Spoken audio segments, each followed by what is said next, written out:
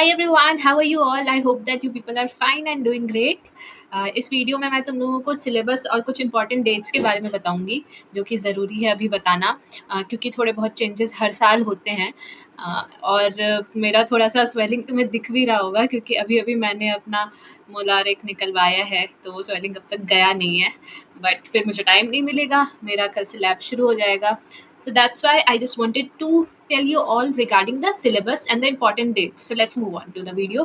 IAT 2026 के website पे जाके तुम लोग सिलेबस डाउनलोड कर सकते हो और देख सकते हो। सो एप्लीकेशन पोर्टल तुम्हारा मार्च 5 को ओपन हो जाएगा और वो क्लोज होगा अप्रैल 13 को। करेक्शंस वगैरह अप्रैल 13 टू अप्रैल 15 तक तुम कर सकते हो। I speak in English, many people comment then. And you can see hall tickets will be release by May 24। And IISER aptitude test का डेट आ चुका है June 7, विच इज़ संडे, 9 से 12 बजे। So this is IAT exam date June 7 Sunday. Fine, याद रखना। चलो अब सिलेबस पे आते हैं।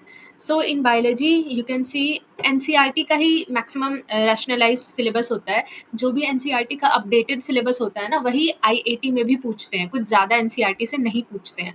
बट सिलेबस का पता होना ज़रूरी है क्योंकि थोड़ा जैसे कि थोड़े बहुत चेंजेस होते हैं। जैसे कि यहाँ पे तुम लोगों को सब टॉपिक्स भी दिया हुआ है, हर एक का सब टॉपिक दिया हुआ है ना तुम लोगों को, तो तुम लोगों को उसके हिसाब से तैयारी करना है। अब जैसे diversity in living world, structural organisation in plants, ये सब के तुम्हारे लिविंग वर्ल्ड में क्या है, देखो टैक्सोनॉमिक कैटेगरी से आएगा। मैं साथ साथ तुम लोगों को इंपॉर्टेंस भी बताते जाऊंगी। तो लिविंग वर्ल्ड में टैक्सोनॉमिक कैटेगरीज, बायोलॉजिकल क्लासिफिकेशंस में तुम लोगों को वैसे तो इससे कम ही क्वेश्चंस आते हैं, बट एग्जांपल्स वगैरह पूछ देंगे, किसका सिंगल स्ट्रैंडेड डीएनए है, डीएसडीएनए किसका है। प्लांट किंगडम में भी वो जनरली क्वेश्चंस देते नहीं है रटने वाले, बट ठीक है देख लेना एग्जाम्पल्स वगैरह। और एनिमल किंगडम भी वो ना ज़्यादातर रटने वाला मैंने देखा नहीं है कि देते हैं। मॉर्फो, ये सारे एनाटमी से क्वेश्चंस आएंगे, एनाटमी थोड़ा अच्छे से पढ़ लेना। और देखो यहाँ पे स्ट्रक्चरल ऑर्गेनाइजेशन में तुम लोगों को यहाँ पे दिया हुआ है कि एम्फीबियन में फ्रॉग है। Organ and organ system organisation तो तुमको देखना है और एम्फीबियन में तुम्हें फ्रॉग पढ़ना है। मेरे टाइम पे ना वो था, मेरे टाइम पे फ्रॉग तो था ही, बट साथ साथ स्नेल भी था और एक और भी कॉकरोच था। तो देखो अब तुम लोगों को सिर्फ फ्रॉग है। चलो आगे बढ़ते हैं। सेल बहुत इम्पॉर्टेंट चैप्टर है। चाहे तुम मॉर्फो ना करो, चाहे तुम एनिमल किंगडम एक बार को ना करो, अगर तुम मैथ स्टूडेंट हो तो, बट सेल कर लेना। मतलब कंफर्म क्वेश्चन आएगा, इसे कंफर्म है। ये मियोसिस, माइटोसिस, सेल साइकिल, तुमको ना एक बार में ये 3-4 क्वेश्चन भी पूछ सकता है, इसका मूड करे तो। ये एक्चुअली में बहुत इंपॉर्टेंट टॉपिक्स होता है। ठीक है, तो सेल साइकिल, सेल डिवीजन वगैरह कर लेना। Basic prokaryotic, eukaryotic cells, cell theory कौन दिया, यही सब वही बेसिक क्वेश्चंस इसमें से बनेगा सेल यूनिट ऑफ लाइफ से। But cell cycle and cell division is very important. Biomolecules जैसे पढ़ते हो वैसे पढ़ लेना। इसमें से एक बार मुझे तो कोई मेटाबोलाइट का किसी में क्वेश्चन आया था, तो देख लेना सेकेंडरी मेटाबोलाइट्स वगैरह।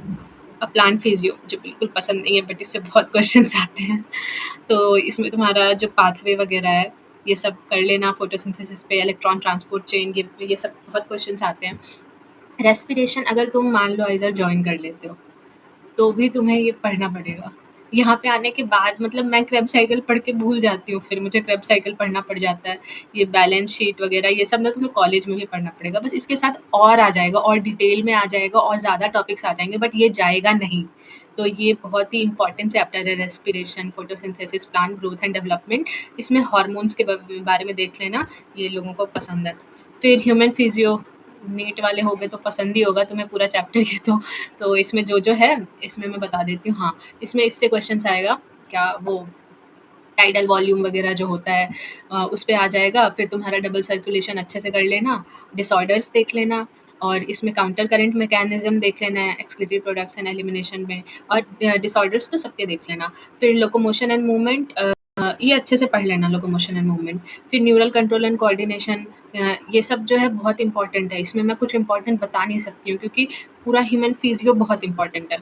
अब जो मेरे को थोड़ा सा लगता है कि इससे थोड़ा कम क्वेश्चन देते हैं वो मैं तुम लोग को बता रही हूँ अभी। ठीक है, रिप्रोडक्शन बहुत इंपॉर्टेंट है। रिप्रोडक्शन का सारा यूनिट बहुत, मतलब सारे chapters, reproduction in flowering plants, human reproduction, reproductive health, सब कुछ अच्छे से पढ़ लेना। ये तो तुम लोगों ने वैसे पढ़ ही रखा होगा हर एक मॉड्यूल से, एलन, आकाश, सब। फिर जेनेटिक्स एंड इवोल्यूशन बहुत ज़्यादा इंपॉर्टेंट है। सेल साइकिल जो अभी मैंने उस टाइम बताया, फिर जेनेटिक्स, ये दोनों से तो बहुत क्वेश्चंस आते हैं। जेनेटिक्स से तो आएगा ही आएगा। Molecular basis of inheritance, principles of inheritance and variation, ये दोनों बहुत इंपॉर्टेंट यूनिट है। Principles of inheritance and variation और मॉलिक्यूलर बेसिस ऑफ इनहेरिटेंस का एक एक वर्ड इंपॉर्टेंट है। ये तो भाई अच्छे से पढ़ना ही चाहिए, तुम कॉलेज आओगे तो ही पढ़ना पड़ेगा। फिर बायोलॉजी एंड ह्यूमन वेलफेयर बहुत इजी चैप्टर है ये माइक्रोब्स एंड ह्यूमन वेलफेयर बहुत इजी है, तो कर लेना तुम ये। अगर तुम मैथ्स वाले हो तो भी तुम ये चैप्टर तो करना ही, क्योंकि बहुत इजी चैप्टर है। ह्यूमन हेल्थ एंड डिजीज़ बहुत इंटरेस्टिंग चैप्टर है, तो तुम ये कर लेना। कॉमन डिजीज इन ह्यूमंस, ये सब एड्स पे आ जाएगा क्वेश्चन तुम्हें, ये सब। और थोड़ा जनरल नॉलेज भी रखना। और जैसे कि कोविड जब चल रहा था तो एक कोविड पे क्वेश्चन आ गया था, तो ये सब थोड़ा बहुत नॉलेज रखना। और मलेरिया वगैरह, लाइफ साइकिल, यही सब इसमें से आता है। बायोटेक बहुत इंपॉर्टेंट है, बहुत ही ज़्यादा इंपॉर्टेंट है बायोटेक। एकदम एक एक वर्ड पढ़ लेना। इकोलॉजी मैक्सिमम स्कोर कर सकते हो इकोलॉजी में तुम, ये मैक्सिमम स्कोरिंग यूनिट है और बहुत ईजी है, तो तुम आराम से इकोलॉजी कर सकते हो। अब मैं तुम लोग को एक बार बता देती हूँ कि क्या क्या तुम लोग को इंपॉर्टेंट है बहुत ज़्यादा। बायोटेक बहुत ही ज़्यादा इंपॉर्टेंट है, बहुत ही ज़्यादा important. Ecology, biology and human welfare maths वालों को करना चाहिए, क्योंकि ये बहुत ईजी यूनिट्स है, ठीक है। Principles of inheritance and variation, molecular basis of inheritance, बहुत ज़्यादा स्कोरिंग और इंपॉर्टेंट यूनिट है, सबको करना चाहिए ये यूनिट। मैथ्स वालों के लिए ये टफ पड़ेगा, क्योंकि ये थोड़ा जेन्युइनली टफ यूनिट है, बट बहुत इंटरेस्टिंग है। और आइज़र तो इससे क्वेश्चन पूछेगा ही, क्योंकि यार वो लोग रटने वाला ही नहीं ज़्यादा पूछते, समझने वाला ही पूछते हैं, और इसमें तुम्हें रटना वटना कुछ भी नहीं है, तो बहुत इंपॉर्टेंट है ये दोनों। फिर तुम्हारा cell cycle and cell division बहुत ही ज़्यादा इंपॉर्टेंट है। फिर प्लांट पे मैंने तुम लोग को बोला कि अगर आइज़र आने का सपना है, बायोलॉजी लेना है, तो तुमको respiration, growth and development, photosynthesis, ये सब अच्छे से आना ही चाहिए तुम्हें। फिर ह्यूमन फिजियो कर लेना, स्कोरिंग है। रिप्रोडक्शन तुम लोग कर ही रखे होगे वैसे तो, और इकोलॉजी कर लेना, क्योंकि ये ईजी है और बहुत क्वेश्चंस आते हैं इसमें से, ठीक है। तो ये हो गया तुम्हारा बायोलॉजी का। अब मैं बाकी सब्जेक्ट्स पे जाती हूँ। बायोलॉजी एक्चुअली मुझे आता है, तो मुझे थोड़ा अच्छे से बताना था।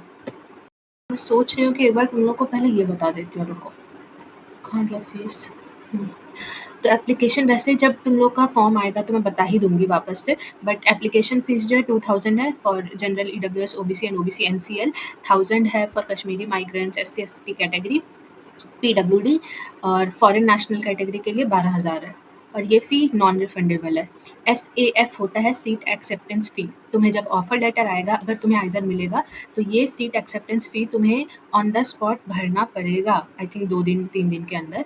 तो ये होता है 35,000। तो ये अगर तुम ये नहीं भरोगे तो जो आइज़र तुम्हें अलॉट हुआ है वो चला जाएगा, और नेक्स्ट राउंड के लिए तुम एलिजिबल नहीं होगे। तो ये थोड़ा इंपॉर्टेंट है। और ये 35,000 general, EWS, OBC, OBC NCL, PWD, Kashmiri migrants, ये इन लोगों के लिए है। और 17,500 एससी एसटी कैटेगरी के लिए है। तो ये एसएएफ है, बाकी सब मैं बाद में बता दूंगी। अब चलो सिलेबस पे आते हैं। अब अगर तुम लोग रिसर्च पेपर्स को पढ़ने में इंटरेस्टेड हो, तो अभी तुम लोग छोटे हो, ऑब्वियस सा बात है कि तुम्हें समझ में नहीं आएगा वो एक बार में, क्योंकि कॉलेज में भी फर्स्ट सेकंड ईयर में मुश्किल होता है रिसर्च पेपर्स पढ़ना। तो हम लोग कैसे पढ़ते हैं वो मैं तुम लोग को दिखा रही हूँ, तो I think that will be helpful for you people. So here is the platform named Jenny AI, and you can search it on Google. Here is this platform which actually does many things, but one of the feature is you can understand research papers. So what is the difference? You can upload that on ChatGPT too, but ChatGPT actually it takes information from everywhere, and Jenny it takes information from very trusted sources, and that's the difference, that you will not get wrong information or some misleading information too. I have already uploaded one document here. You can actually upload sources from here. You can chat with AI, import your whatever you want to import your work. So let me show you library. Yeah. So this is the research paper. Okay. So I'll go to Open PDF. I went to Open PDF, and this PDF will be opened. This is also Jenny AI only. Now, first you will read the research paper, fine. And let's say you did not understand this part. What we can do? I'll go to this explain section, and I will crop this. Fine. I'll crop this. Okay. Just I'll do this, and this AI chat will come, and I will just tell it to please explain this graph. Also, the technique used. Fine. I just write it and I'll press enter. Now it will explain you very scientifically, and information will be correct because it takes information from trusted sources only. Fine. So now see, explanation has come. very detailed explanation है इसका. If you don't understand this whole research paper also, no problem, you can tell this AI to make you understand everything, and it will make you understand. Fine. See, now if you want to write a report, let's say for your summer internship or winter internship or whatever you have done, like some research experience, so you can do that easily over here. We don't know how to start and how to structure and all, even if we have information. So here you can write a prompt. Actually, you can first go here, start with the prompt, and then you can write. I have given the prompt. Now I'll just do next. So it has given me the structure: conclusion, discussion, result, methodology, and introduction. Now it has written the introduction. If you like this introduction, then you can accept it or do try again. I'll do try again. Fine. So try again I have done. It will again write, and if you like it, you can accept it, and it will generate other part also. Now read it. If you like it, you can accept it or you can do try again. So like this, you can write a report very easily, and it will keep giving you citations also. You need not to do that separately. So that is a unique feature about this. So you can always sign up to Jenny, and if you want some discount, then you can use Anjali20. You'll get 20% discount over here, and I have put the link in description and discount code also.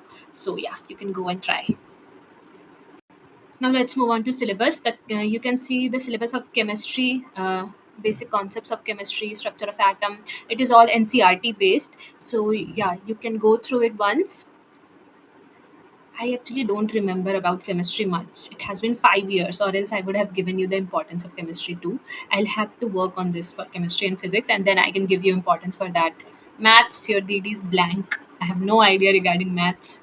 Yeah, but in ISER, I managed maths. I got really like beyond my expectations. I did well in maths.